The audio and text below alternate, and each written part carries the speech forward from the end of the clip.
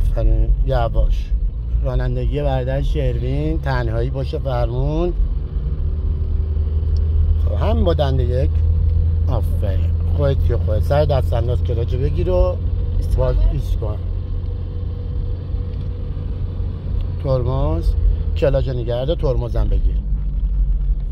خب آروم برو. باز یه راه بیاف با گاز بازی کنه. راه بیاف. آفرین.